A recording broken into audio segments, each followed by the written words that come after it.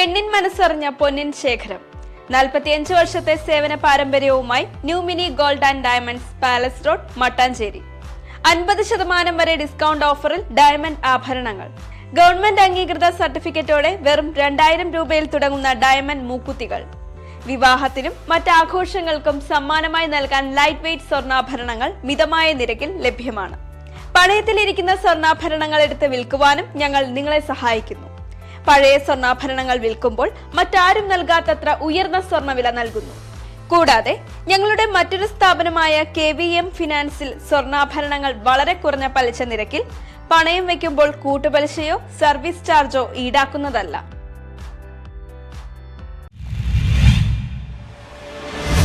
ജനങ്ങളെ തമ്മിലടിപ്പിക്കുന്ന നീചമായ വർഗീയ പ്രചരണങ്ങളാണ് പ്രധാനമന്ത്രി നരേന്ദ്രമോദി നടത്തുന്നതെന്ന് രമേശ് ചെന്നിത്തല. വോട്ടെടുപ്പിന്റെ ഒന്നാം ഘട്ടം കഴിഞ്ഞപ്പോൾ ജനങ്ങളെ തമ്മിലടിപ്പിക്കുന്ന നീചമായ വർഗീയ പ്രചരണമാണ് പ്രധാനമന്ത്രി നരേന്ദ്രമോദി നടത്തുന്നതെന്ന് KPCC പ്രചരണ സമിതി ചെയർമാൻ രമേശ് ചെന്നിത്തല പറഞ്ഞു. ഞാൻ ആമുഖമായി ഇതാണ് CPMന്റെ പ്രവർത്തന ശൈലി ഇതാണ്. ജനങ്ങൾ നൽകിയ ജനവിധിയെ അംഗീകരിക്കാതെ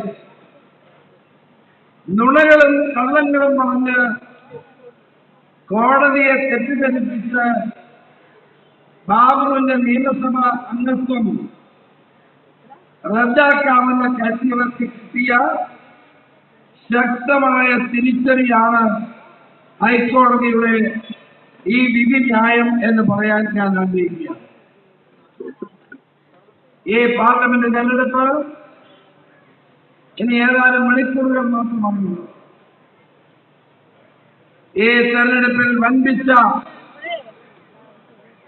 മുന്നേറ്റം UDF നടത്തിക്കൊണ്ടിരിക്കുകയാണ്. ഒരു സംശയവും വേണ്ട. ഇത്തവണ കഴിഞ്ഞവണ 19 സീറ്റാണ് നമ്മൾ നേടിയത്. ഇത്തവണ 20 സീറ്റ് നമ്മൾ നേടാൻ പോവുകയാണെന്നുള്ള അതിന്റെ ഹാനിളക്കം നമ്മൾ കാണുന്നു. നമ്മുടെ മുഖ്യമന്ത്രിക്ക് എന്ത് പറ്റി എന്നാണ് എന്റെ ചോദ്യം. അദ്ദേഹത്തിന് സ്ഥലകാല വിഭ്രാന്തി വന്നിരിക്കുകയാണ് എന്നതാണ്.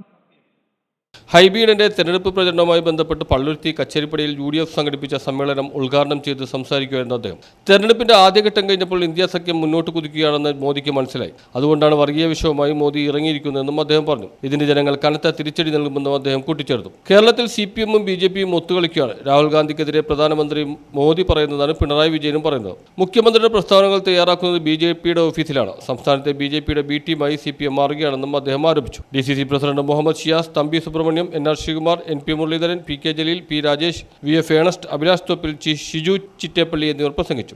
വാഗ്ദാനങ്ങൾ നൽകി വഞ്ചിച്ച സർക്കാരുകളാണ്. കഴിഞ്ഞ 10 വർഷം കൊണ്ട് BJP ഒരു കാര്യം തെളിയിച്ചു: വാഗ്ദാനങ്ങൾ പാലിക്കാനുള്ളതല്ല. ഏത് കാര്യത്തിലായാലും, ഗ്യാസിന്റെ കാര്യത്തിലായാലും, പെട്രോളിന്റെ കാര്യത്തിലായാലും, ഗ്യാസ് സബ്സിഡിയുടെ കാര്യത്തിലായാലും, തൊഴിലില്ലായ്മയുടെ കാര്യത്തിലായാലും നരേന്ദ്രമോദി ഗവൺമെന്റ് വാഗ്ദാനങ്ങൾ പാലിക്കാനുള്ളതല്ല എന്ന് തെളിയിച്ചിരിക്കുകയാണ്. 10 വർഷം മുമ്പ് പറഞ്ഞ വാഗ്ദാനങ്ങൾ ജനങ്ങൾ മറന്നുപോയി എന്നുള്ള ധാരണയിൽ വീണ്ടും വീണ്ടും വാഗ്ദാനങ്ങൾ ആവർത്തിച്ചു നൽകി. കോമാളിയായിട്ടുള്ള സുരേഷ് ഗോപി ഒരു സംശയവും വേണ്ട, തൃശ്ശൂരിന്റെ മണ്ണിൽ പരാജയപ്പെടുമെന്നുള്ള കാര്യത്തിൽ യാതൊരുവിധ സംശയവും ഞങ്ങൾക്ക് ഈ ഒരു ഘട്ടത്തിലില്ല. BJPയെ സംബന്ധിച്ച് BJPക്കാരൻ ചിത്രീകരിക്കുന്നത് എന്താ? ഈ രാജ്യമുണ്ടാക്കിയത് സംഘപരിവാറാണ് എന്ന ഞാനൊന്ന് ചോദിച്ചു കൊള്ളട്ടെ.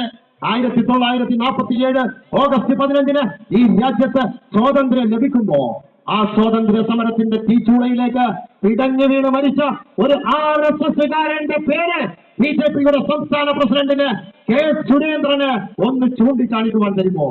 ഈ രാജ്യത്തിന് സ്വാതന്ത്ര്യം നേടിത്തന്നത്, ഇന്ത്യ മഹാരാജ്യത്തിന് ഒരു ഭരണഘടന ഉണ്ടാക്കി തന്നത്, ഈ രാജ്യത്തിന് ഒരു ജനാധിപത്യം ഉണ്ടാക്കി തന്നത്, ഈ രാജ്യത്തിന് ഒരു മതേതരത്വം ഉണ്ടാക്കി തന്നത്, ഇന്ത്യ മഹാരാജ്യത്തെ ഇന്ത്യയാക്കി മാറ്റിയത് ഇന്ത്യൻ നാഷണൽ കോൺഗ്രസ് ആണ് എന്നുള്ള സാഹചര്യം ഞാനും നിങ്ങളും അടക്കമുള്ള ജനാധിപത്യവാദികൾ നമ്മളിവിടെ മനസ്സിലാക്കുമ്പോ ഒരു കാര്യം ഞാൻ ചൂണ്ടിക്കാണിച്ചുകൊണ്ട് ഏതാനും മിനിറ്റുകൾക്കകം ഞാൻ എന്റെ വാക്കുകൾ ഉപസംഹരിക്കുവാൻ ആഗ്രഹിക്കുമ്പോൾ നമ്മുടെ പ്രാസംഗികനായിട്ടുള്ള ജോസഫ് നാട്ടിൽ അടക്കമുള്ള ആളുകൾ ഈ വേദിയിൽ ന്യൂസ് ബ്യൂറോ പള്ളുരുത്തി.